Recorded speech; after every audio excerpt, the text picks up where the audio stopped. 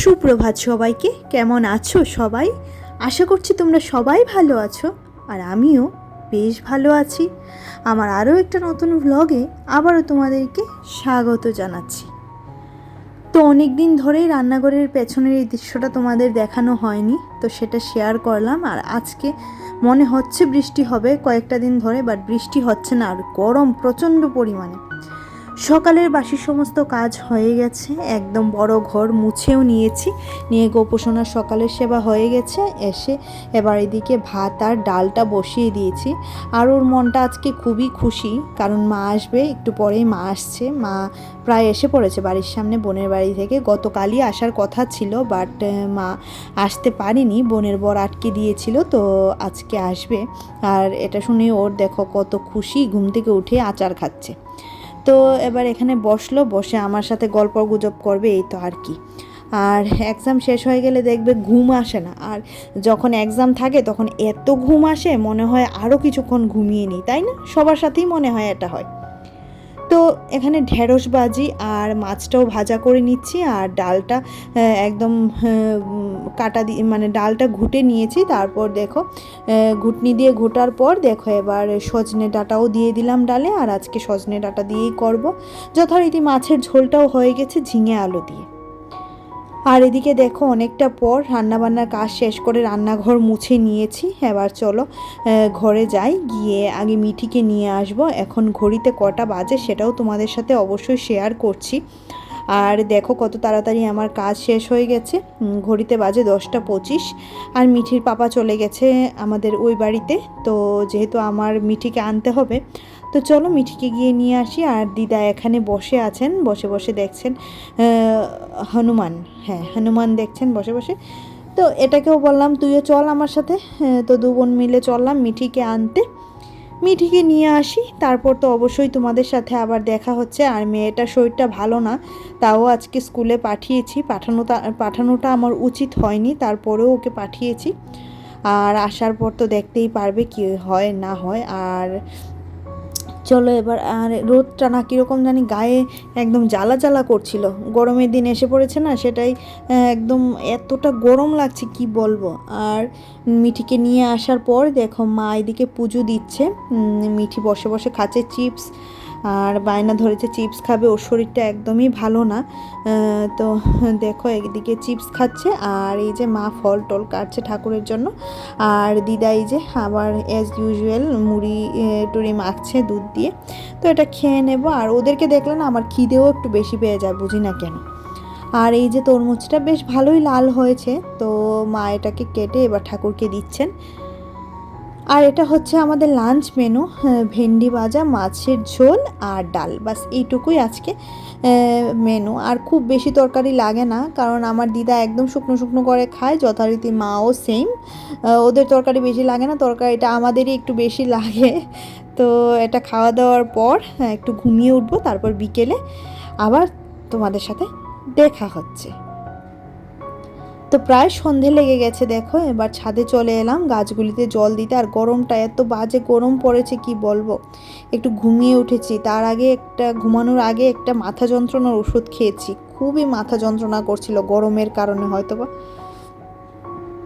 তো চলো এবার গাছগুলিতে আগে জল দিয়ে নিই, ওদেরও তো গরমে অবস্থা খারাপ হয়ে আছে, তাই না? আর মনে হচ্ছে বৃষ্টি হবে, বাট বৃষ্টির কোনো দেখাই নেই। এদিকে আবার হাওয়াও বইছে প্রচণ্ড। ছাদ থেকে চলে এসে যথারীতি সন্ধে দেওয়ার জন্য ঘরটা ঝাড়ু দিয়ে নিচ্ছি। আর ঝাঁটাটার দেখো না অবস্থা কি হয়েছে। তো এদিকে ঝাড়ুটা দিয়ে তারপর একদম সোজা আবার স্নান করব। আর গরমের দিন আসলে আমার 2-3 বার স্নান হয়ে যায়, কারণ কি করব বলো, এতটাই গরম লাগে, মানে কি আর মানে বলার কোনো ভাষা নেই। তো সন্ধে পুজো শেষ হওয়ার পর দেখো এবার এখানে পপকর্নটা ভেজে নিচ্ছি, মিঠি খাবে, আমরা খাবো। আর এদিকে চা বসিয়ে দিয়েছি, চাটাও ফুটছে। তো এই যে পপকর্ন আমাদের রেডি হয়ে গেছে, এবার মেয়েটাকে দিয়ে দেব, কারণ সে বায়না ধরেছে পপকর্ন খাবে, তার শরীরটা খুবই খারাপ। এবার এখানে চাটা খেয়ে তারপর ভাতটা বসিয়ে দেব।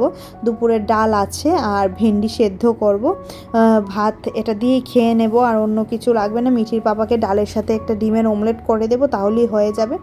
আর দেখো আমাদের জন্য পপকর্নটা নিয়ে নিচ্ছি। আর মেয়েকে আজকে এক্ষুনি নিয়ে ডক্টরের কাছে যাব। হঠাৎ করে ঠিক হয়েছে যে ডক্টরের কাছে যেতেই হবে, কারণ ওর যে গলাটা ফুলেছে, যেটা টনসিল ফুলেছে, সেটা বেশ বড় হয়ে গেছে এখন, মানে হাতে ধরলে লাগছে। তো সেটা যদি আবার ইনফেকশন হয়ে যায় তারও একটা ভয় আছে, তাই ডক্টরের কাছে নিয়ে যেতেই হবে, আজকে না গেলে হবে না। তো জ্বরও আছে, একটু একটু কাশি সর্দি তো আছেই। এই দেখো এবার ওকে দিয়ে দিলাম, তো যাক ঘরে। আর আমরা খাওয়া দাওয়া শেষ করে তারপর মানে চা ঠা খেয়ে তারপর একদম ডক্টরের কাছে চলে যাব। ভাতটা রান্না করে যাব, যাতে এসে ডিমের অমলেটটা করেই খেয়ে নেওয়া যায়। মিঠি বাবাকে ডিমের অমলেটটা করে দেবো, আর একদম ভেন্ডি ঠেন্ডি সব সিদ্ধ টিদ্ধ দিয়েই তারপর যাব। তো যথারীতি দুধটা জাল করা হয়নি, সকালের দুধটা, তো এটাও বসিয়ে দিলাম। দুধটা জাল হওয়ার পর সব কাজ সেরে আবার আসছি। তো এই যে মিঠি এখানে রেডি হয়ে গেছে। ওর শরীরটা অ্যাকচুয়ালি খারাপ, শরীরটা খুব একটা বেশি ভালো না। আর এই যে ওর ডায়েরি নিয়ে নিয়েছে, ডক্টরের এখানে ডায়েরি। তো এই যে এইভাবে ওকে নিয়ে যাচ্ছি। ওর সর্দি হয়েছে, কাশি হয়েছে, মানে সব কিছুতে সে জর্জরিত।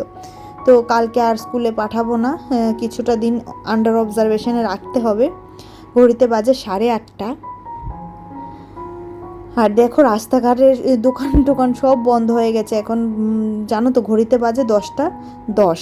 এখন যাচ্ছি বাড়িতে, অনেকটাই দেরি হয় ডক্টরের কাছে আসলে, অনেকটাই দেরি হয়। 8:30টায় টাইম দিয়েছিল, দেখেছে 9:45টার সময়। তো এরকম তো দেরি হয়েই যায়, তার জন্য সব কিছু সেরে এবার বাড়ি যাচ্ছি। তো বাড়ি গিয়ে জানাচ্ছি ডক্টর কি বলেছে। আগে বাড়ি যাই আর মেয়েকে খাইয়ে ঘুম পাড়াবো এখন, কারণ ওর বললাম না ওর শরীরটা আসলেই ভালো না। তো দেখো বাড়িতে আসতে আসতে ওরা এসেছে, বোন আর বোনের বর এসেছে। কেন এসেছে? মাকে আর দিদাকে শাড়ি দিতে এসেছে।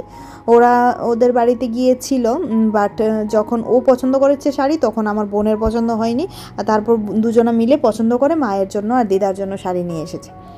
এই হচ্ছে ঘটনা। তো ওরা আজকে থাকবে না, বসবে না, খাবেও না, চলে যাবে বাড়িতে গিয়ে খাবে, যেহেতু আমার মামাতো বোন ছোটোটাও এসেছে, বাড়িতে অনেকেই আছে। আর মিঠিকে ডক্টর অ্যান্টিবায়োটিক দিয়ে দিয়েছে, বলেছে কিছুদিনের মধ্যে কমে যাবে, না হলে আবারও একবার নিয়ে যেতে হবে ডক্টরের কাছে, জানি না সেটা কি হবে। আর যখন আমরা একসাথে হই না তখন আমরা এইভাবেই আনন্দ করি, বাট মিঠির শরীর খারাপটা সেটা সবারই একটু চিন্তার বিষয়। তো এটা হচ্ছে অবস্থা।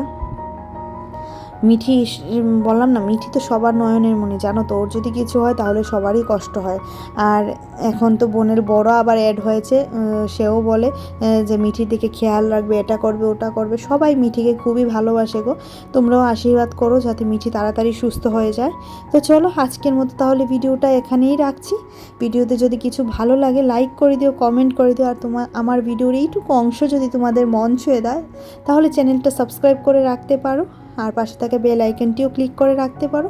যারা যারা কাজটি করে রেখেছো তাদেরকে তো অসংখ্য ধন্যবাদ জানাচ্ছি। তো tata, bye bye, good night.